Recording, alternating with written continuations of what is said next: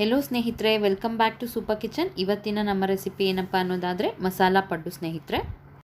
ನಾರ್ಮಲ್ಲಾಗಿ ಎಲ್ಲರೂ ಪಡ್ಡು ಮಾಡೇ ಮಾಡ್ತೀರಾ, ಬಟ್ ಇದು ಮಾತ್ರ ತುಂಬಾ ಡಿಫ್ರೆಂಟಾಗಿ ವಿಭಿನ್ನವಾಗಿ ಮಾಡುವಂತಹ ಮಸಾಲ ಪಡ್ಡು ಸ್ನೇಹಿತರೆ.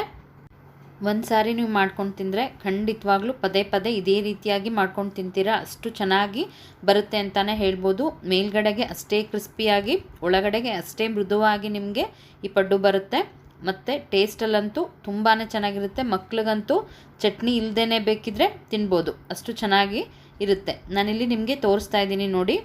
ಮೇಲ್ಗಡೆಗೆ ಯಾವಾಗಲೂ ಪಡ್ಡು ಸ್ನೇಹಿತರೆ, ಮೇಲ್ಗಡೆಗೆ ಯಾವ ಬಣ್ಣ ಬಂದಿರುತ್ತೋ ಕೆಳಗಡೆಗೂ ಅದೇ ಬಣ್ಣ ಬಂದಿರಬೇಕು, ಒಂದೇ ಸಮವಾಗಿ ಬೆಂದಿರಬೇಕು ಮೇಲ್ಗಡೆಗೆ ಮತ್ತು ಅದರ ಕೆಳಭಾಗದಲ್ಲಿ ಕೂಡ. ಆಗ ಮಾತ್ರ ಪಡ್ಡಿನ ಟೇಸ್ಟು ತುಂಬ ಚೆನ್ನಾಗಿ ಬರುತ್ತೆ. ಆವಾಗಲೇ ಪಡ್ಡು ರುಚಿಕರ ಅಂತ ಅನಿಸ್ಕೊಳ್ಳೋದು ಸ್ನೇಹಿತರೆ. ಮತ್ತು ಇವಾಗ ನಮ್ಮ ದಾವಣಗೆರೆ ಸೈಡಲ್ಲಿ ಪಡ್ಡು ಫೇಮಸ್ ಅಂತಲೇ ಹೇಳ್ಬೋದು. ಅದರಲ್ಲೂ ಬೆಣ್ಣೆ ಪಡ್ಡು ದಾವಣಗೆರೆ ಸೈಡಲ್ಲಿ ತುಂಬಾ ಫೇಮಸ್ ಅಂತಲೇ ಹೇಳ್ಬೋದು. ಅದರಲ್ಲೂ ನಾನು ತೋರಿಸ್ತಾ ಇರುವಂಥ ಈ ಮಸಾಲ ಪಡ್ಡು ವಿಭಿನ್ನವಾಗಿದೆ.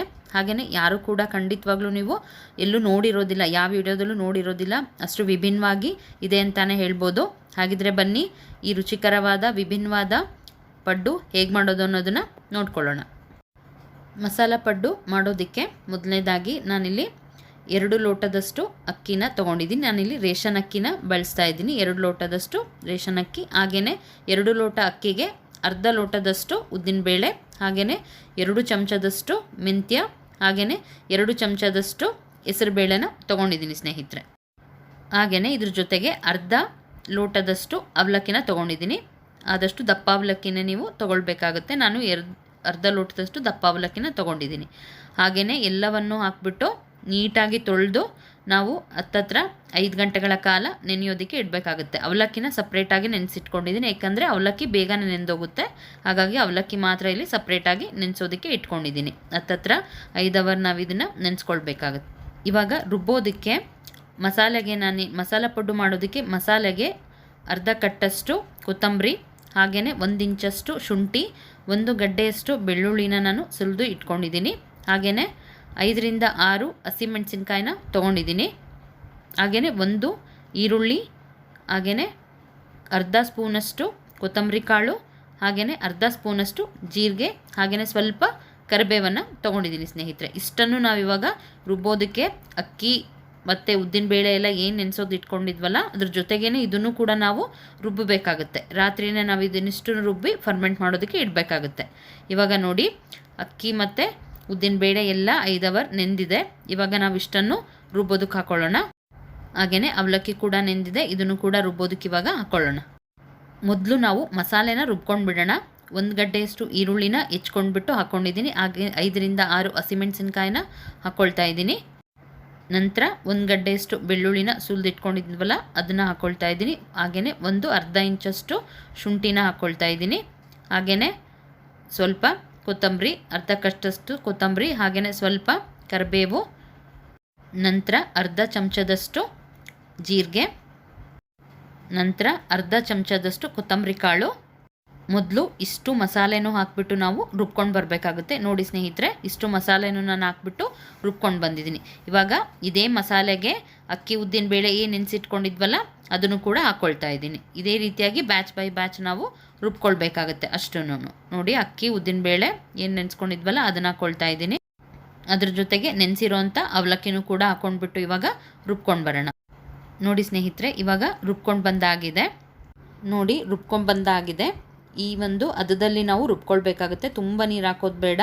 ಒಂದು ದೋಸೆ ಹಿಟ್ಟಿನ ಹದದಲ್ಲಿ ಇಟ್ಟು ಇರಬೇಕಾಗುತ್ತೆ ಸ್ನೇಹಿತರೆ.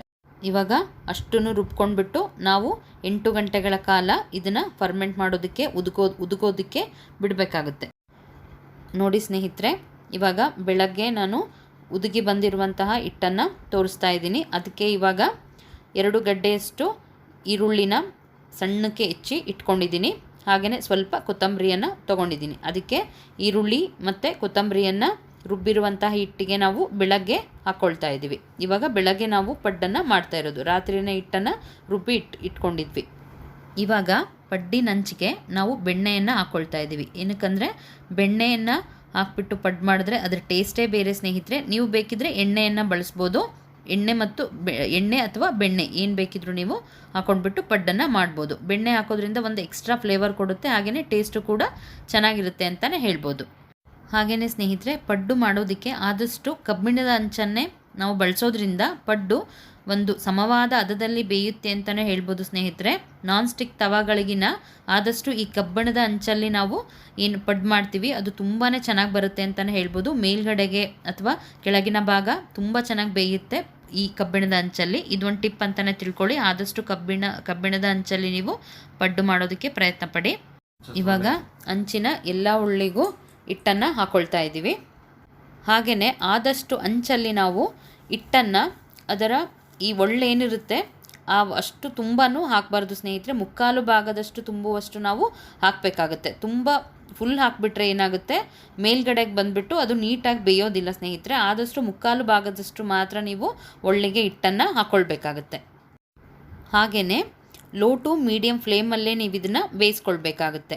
ಆದಷ್ಟು ಲೋ ಟು ಮೀಡಿಯಮ್ ಫ್ಲೇಮಲ್ಲಿ ಬೆಂದಷ್ಟು ಏನಾಗುತ್ತೆ, ಕೆಳಗಿನ ಭಾಗ ಹಾಗೆಯೇ ಮೇಲ್ಭಾಗ ಒಂದೇ ಸಮವಾಗಿ ಬೇಯೋದಕ್ಕೆ ಅದು ಸಹಾಯ ಮಾಡುತ್ತೆ.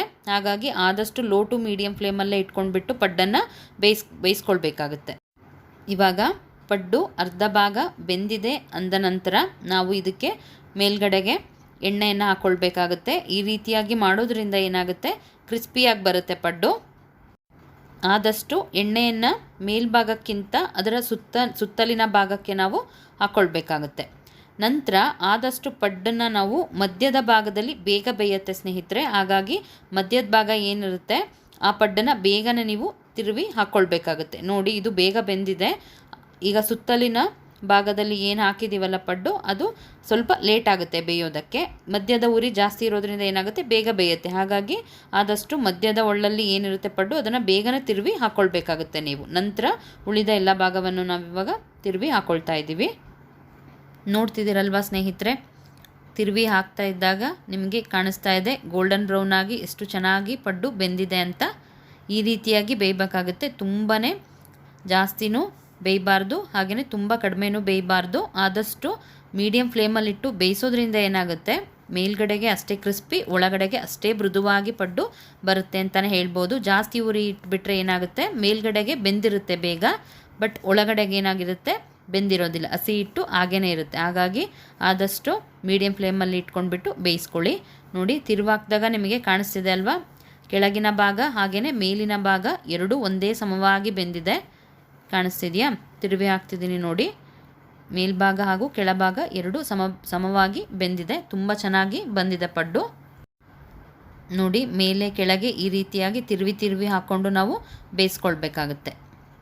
ನೋಡಿ, ಇದು ಸ್ವಲ್ಪ ಬೆಂದಿಲ್ಲ ಅಂದಾಗ ನಾವು ತಿರುವಿ ಈ ರೀತಿಯಾಗಿ ಬೇಯಿಸ್ಕೊಳ್ಬೇಕಾಗುತ್ತೆ. ಇವಾಗ ಎಲ್ಲ ಪಡ್ಡನ್ನು ಇವಾಗ ತಟ್ಟೆಗೆ ಸರ್ವ್ ಮಾಡ್ಕೊಳ್ತಾ ಇದ್ದೀನಿ ಸ್ನೇಹಿತರೆ. ನೋಡಿ, ಮಸಾಲ ಪಡ್ಡು ರೆಡಿಯಾಗಿದೆ.